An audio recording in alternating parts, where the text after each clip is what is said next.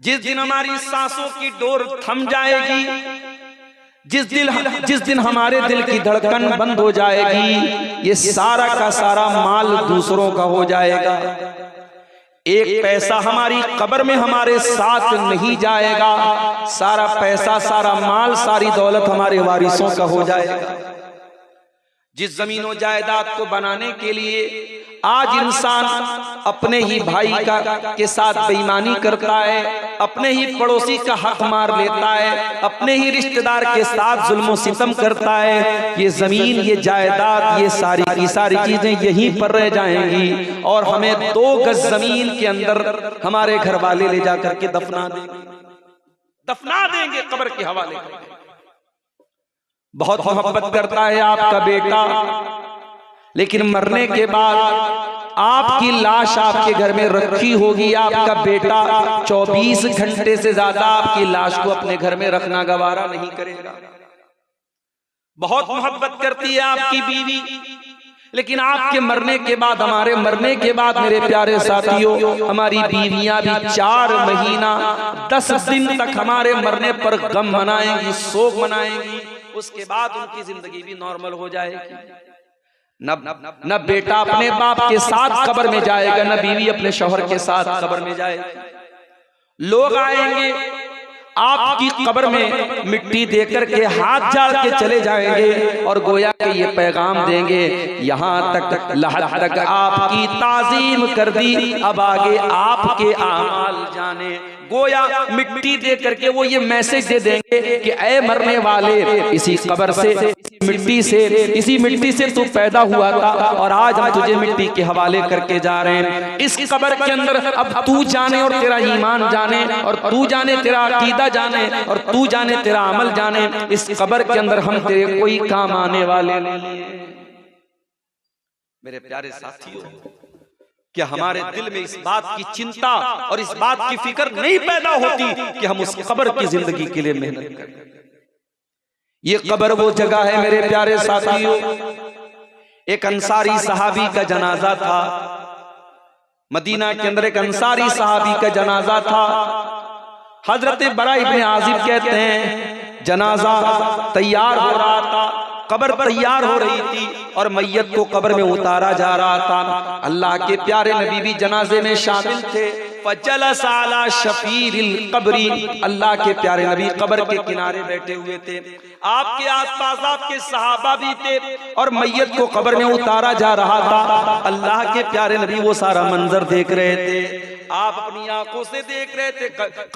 कब्र में मैयत को उतारा जा रहा है। आपने कब्र के बारे में सोचा, आपने कब्र में होने वाले अजाब के बारे में सोचा। आपने अपने सहाबा से फरमाया, लिमिस्ले हाज़ा फ़अइदू या इख़वानी, ऐ मेरे सहाबा, इस कब्र में तुम सबको जाना है, इस कब्र की तैयारी करो, इस कब्र में तुम सबको जाना है। इतना कहते हुए अल्लाह के नबी ज़ारो कतारो रोने लगते हैं। इस कदर रोते हैं कि आपकी दाढ़ी आपकी आंसुओं से भीग जाती है, आपके कुर्ते का दामन आपके आंसुओं से भीग जाता है। और अल्लाह के नबी रोते हुए अपने सहाबा से कहते हैं, लिमिस्ले हाज़ा फ़अइदू या इख़वानी, ऐ मेरे भाइयों, ऐ मेरे सहाबा, इस कब्र की तैयारी करो, यहाँ हम सबको जाना है।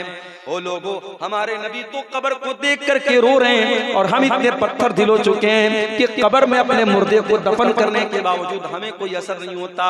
शायर कहता है, आंखों से अपने तूने कितने जनाजे देखे, हाथों से तूने कितने मुर्दे, तूने कितने मुर्दों को अपने हाथों से दफनाया है, अपने आंखों से तूने कितने जनाजों को देखा है, फिर भी इंसान तुझे मौत याद नहीं आती, अपना अंजाम याद।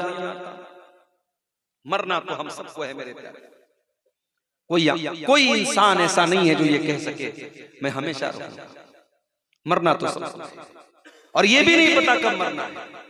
कुल्लु नफ्सिन ज़ाइक़तुल मौत, हर नफ्स को मौत का मजा चखना है, और कब चखना है ये भी नहीं मालूम। वमा तदरी नफ्सुन बिअय्यि अर्ज़िन तमूत, कोई नहीं जानता कि वो कहाँ मरेगा, कहाँ मरेगा, कब मरेगा छोड़ दो, कहाँ मरेगा नहीं जानता।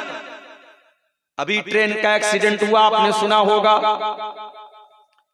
ट्रेन के अंदर अफवाह उड़ती है कि आग लग गई और बहुत सारे पैसेंजर ट्रेन से उतर करके रेलवे की पटरी पर खड़े हो जाते हैं और उसी रेलवे लाइन पर दूसरी तरफ से तेज रफ्तार ट्रेन आती है और कई यात्रियों को कुचल के चली जाती है।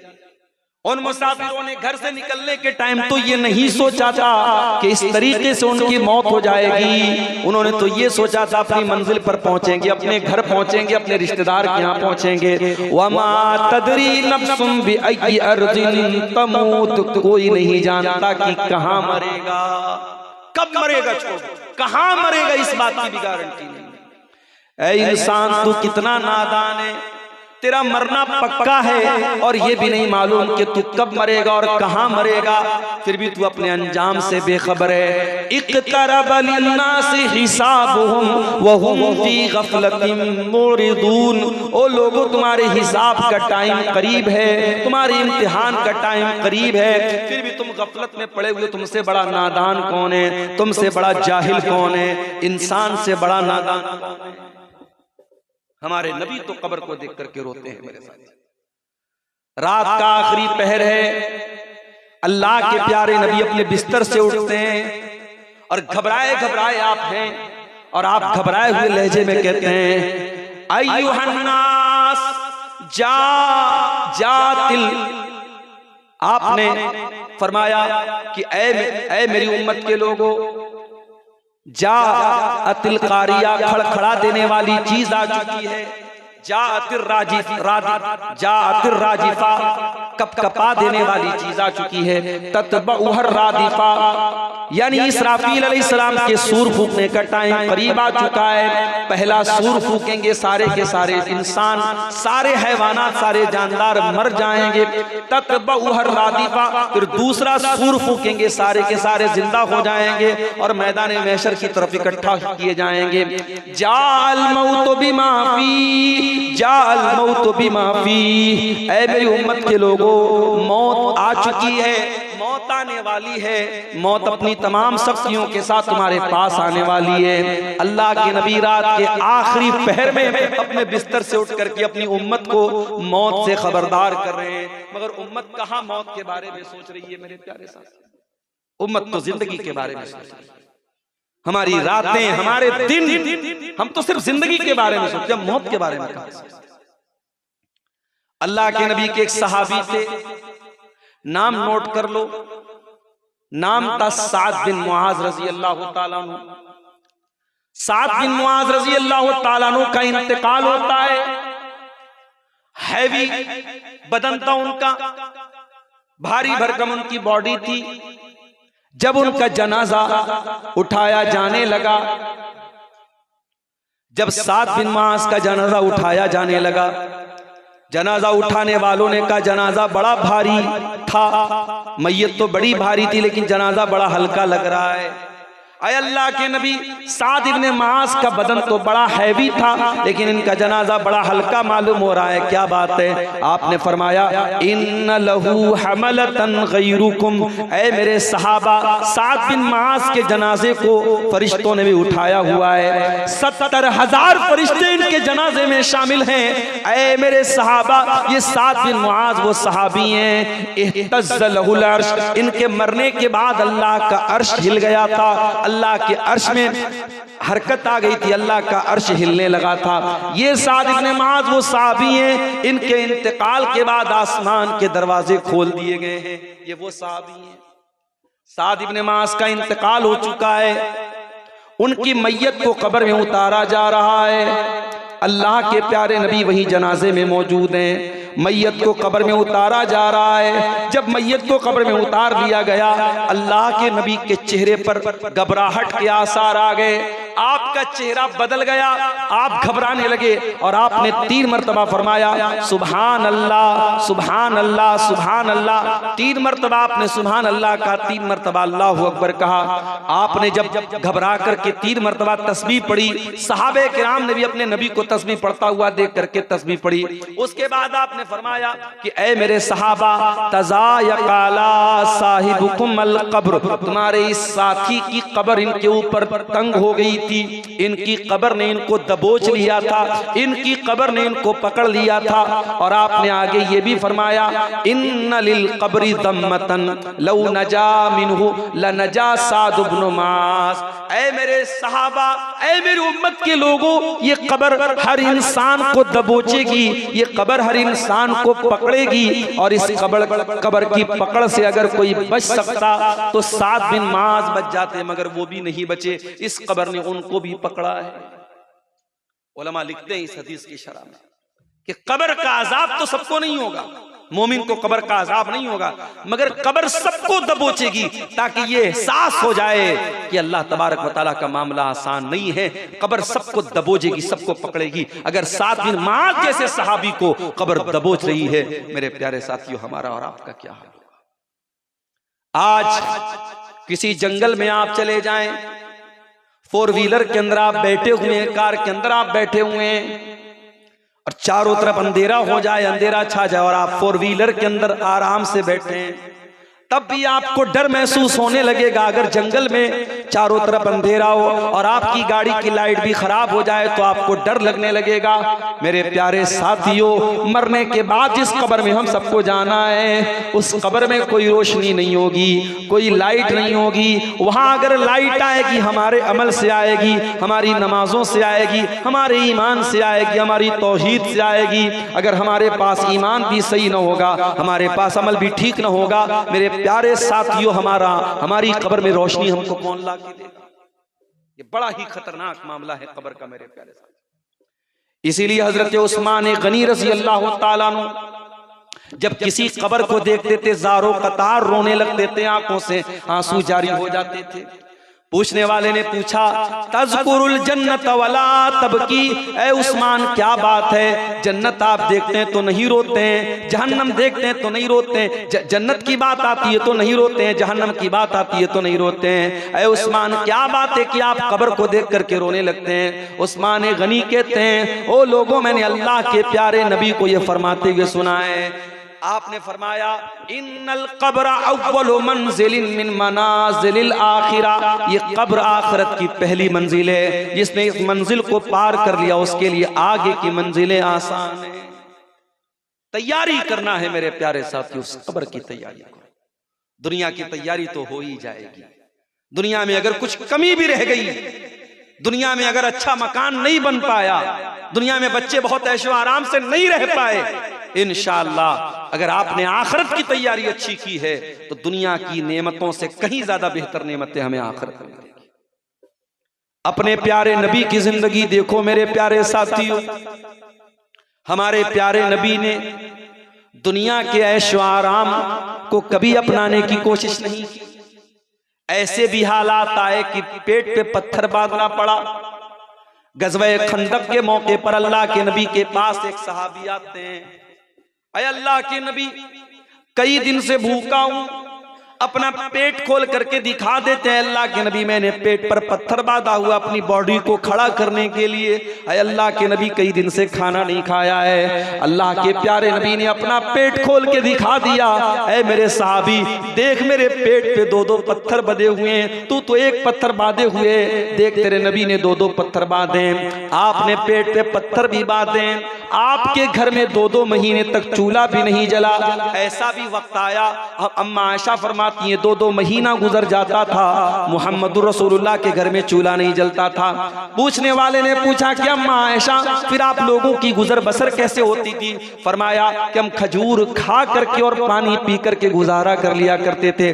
मोहम्मद अकरम के घर में 2-2 महीने तक चूल्हा नहीं जलता था। मेरे साथ इतनी तंगी की जिंदगी भी आपने गुजारी, लेकिन हाँ, ऐशो आराम हासिल करना चाहते तो कर सकते थे, मगर आपने दुनिया से दिल नहीं लगाया। जगह जी लगाने की दुनिया नहीं है, ये इबरत की जा है, तमाशा नहीं है। शायर कहता है ये दुनिया दिल लगाने की जगह नहीं है, ये इबरत की जगह है, ये तमाशा नहीं है। ये दुनिया बता रही है, दुनिया की तारीख बता रही है। कारून जैसा दौलतमंद आया और अपने खजाने के साथ जमीन में धसा दिया गया। फिरौन जैसा बादशाह आया, पानी में डुबा दिया गया। अबू जहल जैसा जालिम आया, बच्चों के हाथों कत्ल कर दिया गया। न ताकत काम आई, न दौलत काम आई, न शोहरत काम आई, न हुकूमत काम आई। मेरे प्यारे साथियों, ये दुनिया इबरत की जगह है, ये कोई तमाशा की जगह नहीं है। मेरे नबी ने कभी दुनिया से दिल नहीं लगाया। एक मर्तबा ऐसा हुआ, आप एक चटाई पर लेटा करते थे और चटाई का निशान आपकी पीठ पे पड़ जाता है। अल्लाह के प्यारे नबी की नजर, अल्लाह के नबी के सहाबा की नजर पड़ जाती है। हमारे नबी की पीठ पर चटाई के निशान हैं। सहाबा कहते हैं अल्लाह के नबी लवित्तखज़ना लकवितान, अल्लाह के नबी आप हमें इजाजत दे दें, हम आपके लिए आरामदेह बिस्तर का इंतजाम कर दें, हम आपके लिए गद्दे का इंतजाम कर दें। अल्लाह के प्यारे नबी फरमाते हैं कि ऐ मेरे सहाबा माली व माली दुनिया, ऐ मेरे सहाबा मैं दुनिया की नेमतों को और दुनिया के ऐशो आराम को लेकर के क्या करूंगा। मैं जिस हाल में हूं मुझे उसी हाल में छोड़ दो। ऐ मेरे सहाबा मा अना इल्ला कराकिबिन इस्तज़ल्ला तहता शजरतिन सुम्मा राहा फतरकहा, ऐ मेरे सहाबा मैं तो उस मुसाफिर की तरह हूं जो किसी पेड़ के नीचे आराम कर रहा है। दुनिया में समझो मैं आराम कर रहा हूं, जब मेरा टाइम पूरा हो जाएगा, मेरी वफात का टाइम आ जाएगा, मैं अपनी मंजिल की तरफ चला जाऊंगा। पेड़ के नीचे मुसाफिर आराम करता है, वो उसका ठिकाना नहीं है, वो उसकी मंजिल नहीं है, वो आराम करने के बाद अपनी मंजिल की तरफ चला जाता है। ओ लोगों, दुनिया मेरे लिए वक्ती आराम गाह है, दुनिया मेरे लिए ठिकाना नहीं है। इसलिए अल्लाह के नबी ने और सहाबा ने आखिरत को तरजीह दी है मेरे प्यारे साथ। और इसीलिए कुरान हमसे कह रहा है वसारिउ इला मगफिरतिम मिर रब्बिकुम, ऐ मेरे बंदो तुम्हें मेहनत करना है, तुम्हें कोशिश करना है, तुम्हें जल्दी करना है तो आखिरत की तैयारी करो, जन्नत की तैयारी करो।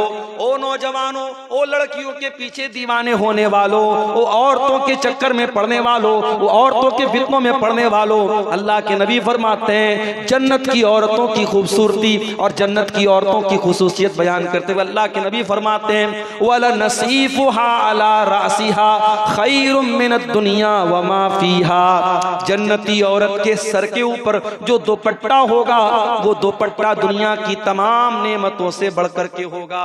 जन्नती औरत के सर का दुपट्टा दुनिया की तमाम नेमतों से बेहतर होगा।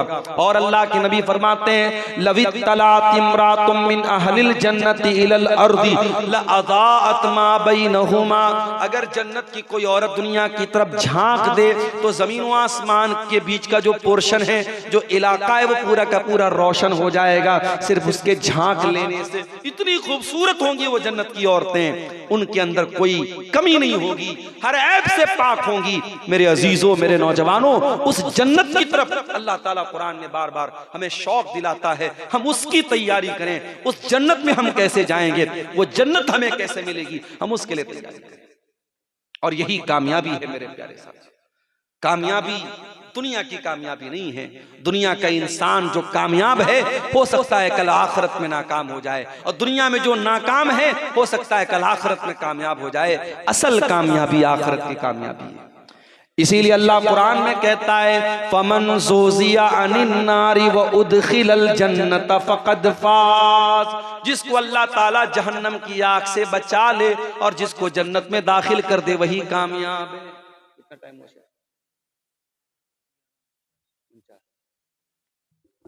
जिसको अल्लाह ताला जहन्नम की आग से बचा ले और जिसको जन्नत में दाखिल कर दे वही कामयाब है। वमल हयातुद दुनिया इल्ला मताउल गुरूर, और जिस दुनिया के चक्कर में तुम आखिरत को भूल के बैठे हो मेरे बंदो, वो दुनिया तो धोखेबाज है, वो तुमको धोखा दे देगी। जरा सहाबे किराम की जिंदगियों का मुताला करो मेरे प्यारे साथी। अबू बकर सिद्दीक का आखिरी टाइम है, इंतकाल का टाइम है। आपकी बेटी अम्मा आयशा रज़ी अल्लाह ताला अन्हा अपने बाप से मिलने के लिए आई है। मालूम है बाप बहुत बीमार है, आखिरी अय्याम चल रहे हैं। जब अम्मा आयशा अपने बाप के पास पहुंची, बाप ने बेटी की शक्ल देखी, हाल चाल नहीं पूछा, खैर खैरियत नहीं पूछा। बाप ने पहला सवाल क्या किया, फी कम सौबिन कुफ़िन नबी सल्लल्लाहु अलैहि वसल्लम, ऐ मेरी बच्ची ये बता, जब अल्लाह के नबी का इंतकाल हुआ था आपके कफन में कितने कपड़े थे। बाप बेटी से मसला पूछ रहा है। पता ये चला अपनी बच्चियों को ऐसी तालीम दो, उनको ऐसी दीन की तालीम दो कि आपको मसला पूछना पड़े तो अपनी बेटी से मसला पूछो। और ये भी पता चला कि सहाबे किराम मौत के टाइम भी इसी बात की कोशिश करते थे कि हमारा जनाजा, हमारा कफन, हमारा दफन सब सुन्नत के मुताबिक हो। बहुत सारी बिदात और खुराफात आज मैयत के ताल्लुक से और जनाजे के ताल्लुक से हमारे समाज में बहुत सारे इलाकों में देखा गया कि साहब मरने के बाद क्या हो रहा है, पूरी पूरी दावत हो रही है। बेचारा जिसके घर में मौत हुई है, मैयत हुई है, बाप मरा है, बच्चे परेशान है, अब तीसरे दिन वो सबको खानदान को दावत खिला रहे हैं, बिरयानी खिला रहे हैं। ये बेशर्मी और बेगैरती और ये बेहयाई मेरे प्यारे साथियों समाज के लिए कलंक नहीं तो। इसीलिए हो सके तो अपने बच्चों को वसीयत करके जाना कि ऐ मेरे बच्चों, मेरे मरने के बाद कोई ऐसा काम मत करना जो सुन्नत के खिलाफ। ऐसे इमाम से जनाजा की नमाज पढ़वाना जो सुन्नत के मुताबिक जनाजा पढ़ाए। मेरे कफन में, मेरे दफन में कोई काम सुन्नत के खिलाफ न होने देना। हो सके तो ये वसीयत करके जाओ मेरे प्यारे साथी। अबू बकर सिद्दीक अपनी बेटी से सवाल कर रहे हैं कि ऐ मेरी बच्ची बता, नबी के कफन में कितने कपड़े थे। कहा अब्बा जान, अल्लाह के नबी के कफन में 3 सूती चादरें थी, 3 कॉटन की चादरें थी। कहा कि ऐ मेरी बच्ची, मेरा वो कपड़ा रखा हुआ है जो बीमारी के दिन में वो पहना करते थे, मैला कुचैला कपड़ा था। कहा है मेरी बच्ची, एक चादर तो ये है, 2 और ले लेना और मुझे भी 3 ही कफन में कफनाना। बेटी कहती है, अम्मा आयशा कहती है, ऐ अब्बा जान, ऐ मेरे वालिद मोहतरम, हम इतने गए गुजरे तो नहीं है कि आपको इस मैले कुचैले पुराने कपड़े में आपको कफनाएंगे। ऐ अब्बा जान, आप चिंता न करें, हम आपके लिए कफन का नया कपड़ा लेके आएंगे और 3 नए कपड़ों में आपको कफनाएंगे। हजरत अबू बकर सिद्दीक कहते हैं कि ऐ मेरी बच्ची, इन्नमा हुवा लिल मुहला इन्नल हय्या अहक्कु बिल जदीद। ऐ मेरी बेटी, मुझे तू नए कफन में कफनाए या पुराने कफन में कफनाए, ऐ मेरी बच्ची मुझे तो कब्र में चला जाना है और इस कफन के कपड़े को मिट्टी में मिल जाना है। ऐ मेरी बच्ची, नया कपड़ा तो जिंदों को पहनाया जाता है, मुर्दों को नए कपड़े की जरूरत नहीं पड़ती है। ऐ मेरी बच्ची, मुझे इसी कपड़े में कफना देना, कोई और कपड़ा लेने की जरूरत नहीं है, मुझे पुराने ही कपड़े में कफना देना। फिर पूछा, है बच्ची ये बता, अल्लाह के नबी का इंतकाल कौन से दिन हुआ था। कहा अब्बा जान, सोमवार का दिन था, पीर का दिन था, सोमवार का दिन था। कहा बेटी, आज कौन सा दिन है। कहा सोमवार का दिन है। कहा है काश आज ही के दिन मैं अपने नबी के पास चला जाऊं, आज ही के दिन मैं अपने दोस्त के पास चला जाऊं और जिस दिन मेरे नबी का इंतकाल हुआ था उसी दिन मेरा इंतकाल हो जाए। अम्मा आयशा फरमाती हैं, शाम होते होते अब्बा जान का इंतकाल हो गया, अबू बकर सिद्दीक दुनिया से चले गए। ओ लोगों, अबू बकर सिद्दीक को तो दुनिया से जाने के वक्त मौत याद आ रही है, आखिरत याद आ रही है, अपना अंजाम याद आ रहा है। और हम कितने नादान हैं कि हमारे पास तो कोई नेकी भी नहीं है, हम तो गुनाहों के दलदल में धंसे हुए हैं, फिर भी हमको आखिरत की याद नहीं आती है। और आगे बढ़िए, उमर इब्न खत्ताब को देखो मेरे प्यारे साथी, नबी के दूसरे खलीफा हजरत उमर बिन खत्ताब रज़ी अल्लाह ताला नमाज पढ़ा रहे थे फजर की। पीछे से एक पारसी गुलाम जिसका नाम अबू लुलू फिरोज था, जो कत्ल करने के मकसद से खंजर छुपा करके आया था, उसने नमाज की हालत में हजरत उमर के पेट पर नाफ के पास हमला किया। उनके पेट की अतड़ियां कट गईं, फौरन वहीं पर गिर गए, मुसल्ले पर गिर गए, लेकिन नमाज रुकने नहीं दिया। फौरन हाथ पकड़ करके अब्दुर्रहमान बिन अबू बकर को, अब्दुर्रहमान इब्न औफ को आगे बढ़ाया। अब्दुर्रहमान इब्न औफ, अबू बकर, उमर फारूक रज़ी अल्लाह ताला अन्हु पड़े हुए मसल्ले के ऊपर, खून बह रहा है, नमाज पढ़ा रहे। अब्दुर्रहमान इब्न औफ रज़ी अल्लाह ताला अन्हु अबू लुलून के ऊपर हमला करने के बाद सफ की तरफ बढ़ता है, और कई मुसलमानों को कत्ल करने के बाद खुद अपने आप को मार के खत्म कर लेता है। 3-4 मुसलमानों की लाशें पड़ी हैं और खलीफे वक्त के बदन से खून बह रहा है। मगर ऐ मुसलमानों, सहाबा की नजर में नमाज कितनी कीमती चीज थी कि नमाज स्टॉप नहीं हुई, नमाज नहीं रुकी। अब्दुर्रहमान बिन औफ ने हल्की नमाज पढ़ाई, सलाम फेरा। हजरत उमर को जल्दी से घर लेके जाया गया, तबीबों को बुलाया गया, हकीमों को बुलाया गया, जांच की गई, पता लगा कि अब कोई दवा इनको दी जा रही, सब बाहर निकल जा रही है, अतड़ियां कट चुकी हैं। हजरत उमर को यकीन हो गया कि अब मेरे इंतकाल का टाइम आ चुका है, अब मेरा बचना मुश्किल है। पहला सवाल किया, मुझे कत्ल करने वाला कौन है, मेरे ऊपर हमला करने वाला कौन है? किसी ने कहा मुगीरा बिन शोबा का गुलाम है अबू लुलू फिरोज, मजूसी आदमी, पारसी आदमी। कहा अल्लाह तेरा शुक्र है कि तूने मेरा कत्ल किसी ऐसे इंसान के हाथों नहीं होने दिया जो इस्लाम का दावा करता हो, जो अपने आप को मुसलमान कहता हो। कोई मुसलमान मेरा कातिल नहीं है, अल्लाह तेरा शुक्र है। जैसे जैसे मौत का टाइम करीब आ रहा है, हजरत उमर का चेहरा पीला पड़ रहा है, चेहरे पर घबराहट आ रही है। एक सहाबी आते हैं और आकर के तसल्ली देते हैं, अरे उमर आपको घबराने की क्या बात है, आपको घबराने की क्या जरूरत है। अरे अमीरुल मोमिनीन, आप तो अल्लाह के नबी के बड़े चहेते सहाबी हैं, आपने जब से इस्लाम कबूल किया है तब से आप इस्लाम के लिए बहुत मेहनत कर रहे हैं। अरे उमर, आपने बहुत अच्छे तरीके से अपने नबी का साथ दिया है और नबी के इंतकाल के बाद जब अबू बकर सिद्दीक खलीफा हुए आपने उनका भी साथ दिया, उनके इंतकाल के बाद आप खलीफा हुए और आपने बहुत अच्छे तरीके से हुकूमत की है। ऐ उमर फारूक, आपको घबराने की कोई जरूरत नहीं है।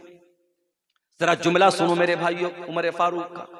कहा कि वो लोगों, तुम मुझसे ये कहते हो कि मुझे घबराने की कोई जरूरत नहीं है और मेरा तो ये हाल है, लवदित्तो लौ अन्नली तिला अल अर्ज़ि ज़हबा, मेरी तो तमन्ना ये है कि अगर जमीन भर के सोना भी मुझको मिल जाए और अल्लाह ताला ये कह दे कि ऐ उमर तू जमीन भर के सोना लेके आ जा और मैं तुझको अपने अजाब से बचा लूंगा, लफ्तदैतु बिही बिन अज़ाबिल्लाह, तो मैं अल्लाह के अजाब से बचने के लिए जमीन भर के सोना देने को तैयार हूँ। अगर मेरे पास जमीन भर के सोना भी आ जाए और अल्लाह कह दे कि उमर तू जमीन भर के सोना दे दे और मैं अपने अजाब से तुझको बचा दूंगा, तो उमर तो उसके लिए भी तैयार है। ओ लोगो, तुम मेरी नेकियों का पहाड़ा पढ़ते हो, मेरी नेकियों का जिक्र करते हो। लवदित्तो कफाफन, उमर के दिल की तमन्ना तो ये है जब अल्लाह के यहाँ उमर के अमाल को तौला जाए, जब नेकियों को तौला जाए, जब गुनाहों को तौला जाए और अल्लाह ताला के यहाँ जब ये पल्ला बराबर भी हो जाए, नेकी और गुनाह का पल्ला बराबर भी हो जाए, उमर उसके ऊपर भी तैयार है। उमर ये नहीं चाहता कि नेकी का पल्ला भारी हो जाए, नेकी और बदी का पलड़ा बराबर हो जाए, उमर तो उसके लिए भी तैयार है। ये है सहाबे। मेरी प्यारी माओ बहनों, आपका हाल भी बहुत बुरा है। जेवरात आपकी जिंदगी का मकसद बन गए, अच्छे कपड़े आपकी जिंदगी का मकसद बन गए, सजना सवरना आपकी जिंदगी का मकसद बन गया। ओ मेरी प्यारी माँ बहनों, ये जेवरात कब्र में आपके साथ नहीं जाएंगे। हमने बहुत सारे मरने वाली औरतों को देखा है, बहुत शौक था कंगन पहना करती थी, बहुत शौक था कानों में ईयर रिंग पहना करती थी, बहुत शौक था अपनी नाक में नाक की नथिया पहना करती थी, मर गई, इंतकाल हो गया, कंगन में उतार लिया गया, कान के ईयररिंग को भी उतार लिया गया, नाक की नथिया को भी उतार लिया गया। ये सोने के जेवरात मेरी प्यारी माओ कब्र में आपके साथ नहीं जाएंगे। आपको भी वही पैगाम देता हूं जो मर्दों को अल्लाह ताला ने दिया है, वसारिउ इला मगफिरतिम मिर रब्बिकुम। मेरी प्यारी माओ बहनों, ये चंद दिन की जिंदगी है, नहीं मालूम कितने दिन हमारी जिंदगी रहेगी। ये जितने अय्याम मिले हैं जिंदगी के, जितने दिन मिले हैं जिंदगी के, इस जिंदगी को गनीमत समझो और अल्लाह को राजी कर लो। अल्लाह की मग़फ़िरत को पाने के लिए मेहनत करो, अल्लाह की जन्नत को पाने के लिए मेहनत करो। एक आखिरी वाक़या सुना के बाद खत्म कर रहा हूं। अल्लाह के नबी की ज़ौजे मोहतरमा और हम सब की प्यारी माँ अम्मा आयशा रज़ी अल्लाह ताला अन्हा चाश्त की नमाज पढ़ रही थी। शायद हमें से बहुत सारे लोगों को पता भी ना हो कि चाश्त की नमाज क्या होती है। हम तो 5 टाइम की नमाज भी नहीं पढ़ते, चाश्त की क्या पढ़ेंगे। चाश्त की नमाज कब पढ़ी जाती है? सूरज के निकलने के 20-25 मिनट के बाद, जब सूरज थोड़ा रोशन हो जाता है, उस टाइम ये चाश्त की नमाज पढ़ी जाती है। 2 रकात भी पढ़ सकते हैं, 4 रकात भी पढ़ सकते हैं, और ये नमाज जहरी भी पढ़ सकते हैं, सिर्री भी पढ़ सकते हैं। हजरत आयशा रज़ी अल्लाह ताला अन्हा चाश्त की नमाज पढ़ रही थी। उनके भांजे कासिम बिन मोहम्मद, उनके भाई के बेटे हैं जिनकी वो फूफी लगती हैं, वो अपनी फूफी से मिलने के लिए आते हैं। भतीजे हैं उनके। कासिम बिन मोहम्मद अपनी फूफी से मिलने के लिए आते हैं और क्या देखते हैं कि उनकी फूफी जान नमाज पढ़ रही हैं चाश्त की, और चाश्त की नमाज में सूरह तूर की तिलावत कर रही हैं। और इस आयत के ऊपर पहुंची हैं। सूरह तूर में अल्लाह फरमाता है, जब जन्नती जन्नत में जाएंगे तो कहेंगे फमन्नल्लाहु अलैना व वक़ाना अज़ाबस समूम। जन्नती कहेंगे, अल्लाह तेरा बहुत एहसान है हमारे ऊपर, तूने हमको जन्नत में पहुंचा दिया और तूने हमको जहन्नम की आग से बचा लिया। हजरत आयशा इसी आयत पर पहुंची थी जब कासिम बिन मोहम्मद वहां पहुंचे थे। कासिम बिन मोहम्मद को मार्केट से कुछ सामान लेना था, सौदा सलफ लेना था। सोचे अभी फूफी जान नमाज पढ़ रही हैं, मैं मार्केट से आकर के दोबारा फिर मिल लेता हूं। बहुत देर के बाद सौदा सलफ लेके आने के बाद, काफी देर के बाद, बाजार का चक्कर लगाने के बाद जब दोबारा अपनी फूफी के घर पहुंचे, क्या देखते हैं कि फूफी जान इसी आयत को बार बार रिपीट कर रही हैं और रोती चली जा रही हैं। फमन्नल्लाहु अलैना व वक़ाना अज़ाबस समूम। ऐ अल्लाह तेरा एहसान हुआ हम पर कि तूने हमको जन्नत में पहुंचाया और तूने जहन्नम की आग से बचा लिया। हजरत आयशा इसी आयत को पढ़ती चली जा रही हैं और रोती चली जा रही हैं, गोया कि वो ये अल्लाह से दुआ कर रहे कि अल्लाह उन खुशनसीब बंदों में हमको भी शामिल फरमा दे जो कल जन्नत में जाने के बाद ये कहेंगे, ऐ अल्लाह तेरा एहसान हुआ कि तूने जहन्नम से हमको बचा लिया। मेरे अजीजों, उस जहन्नम से बचने की तैयारी करो और जन्नत में जाने की तैयारी करो। मेरे साथ मजबूरी ये है मेरे प्यारे साथियों, 12 बज चुके हैं तकरीबन और मुझे अभी फौरन निकलना है। और मैं पहले ही जलसे वालों से बोल चुका था, शायद कुछ और पहले मुझे वक्त देते तो थोड़ा सा अपने मौजू पर मैं और भी रोशनी डालता। अब मुश्किल ये है, सामने कोहरे की हालत ये है कि यहाँ 10 मीटर आगे कभी रास्ता नजर नहीं आ रहा है और लंबा सफर करना है, तकरीबन 300 किलोमीटर का सफर करना है। मेरे प्यारे साथियों, फिक्र आखिरत के मौजू पर और इसी तरीके से कब्र और आखिरत के ताल्लुक से हमारे दिलों में जो गफलत तारी है, उस मौजू पर चंद बातें आपके सामने रखी हैं। मौजू अभी थोड़ी सी और तफसील चाहता है मगर वक्त इजाजत नहीं देता है। फिर कभी मौका रहा आपके इस गांव में, इस इलाके में, फिर कभी आना हुआ, इस मौजू पर फिर हम कभी रोशनी डालेंगे। अल्लाह से हम दुआ करते हैं, रब्बुल आलमीन हम सबको कहने सुनने से ज्यादा अमल की तौफीक अता फरमा। रब्बुल आलमीन हमें हमारे दिलों में आखिरत की फिक्र पैदा फरमा। रब्बुल आलमीन दुनिया की मोहब्बत और दुनिया की गफलत ने आज हमारे दिलों पर को जो सख्त बनाया है, अल्लाह उस सख्ती को तो दूर फरमा दे। मेरे बाद इंशाअल्लाह मौलाना कलीम साहब की भी तकरीर है और गालिबन कोई एक मुकर्रिर और भी हैं, 2 मुकर्रिरीन के भी तकरीर बाकी है। ठंडी का मौसम है, आप कभी और कहीं और न जाएं, सुकून से पिंडाल के नीचे बैठें। और ये उलमा जो आपको सुनाने के लिए आए हैं, इनके नहीं हमारे पास वक्त नहीं, बहुत माजरत के साथ निकलना है, ऑलरेडी लेट हो चुका है। कितना टाइम? 12 बज गया ना। इंशाअल्लाह फिर कभी आएंगे। हमारी दुआएं इन बच्चों के साथ है जिनको दस्तारबंदी होने वाली है। अगर उनको दस्तारबंदी कराएंगे अभी 10-15 मिनट और लग जाएगा और वक्त ऑलरेडी काफ़ी ज़्यादा हो चुका है। माजरत चाहता हूँ आप सबसे। फिर इंशाअल्लाह हयात बाकी तो मुलाकात बाकी। अस्सलामु अलैकुम व रहमतुल्लाहि व बरकातहू।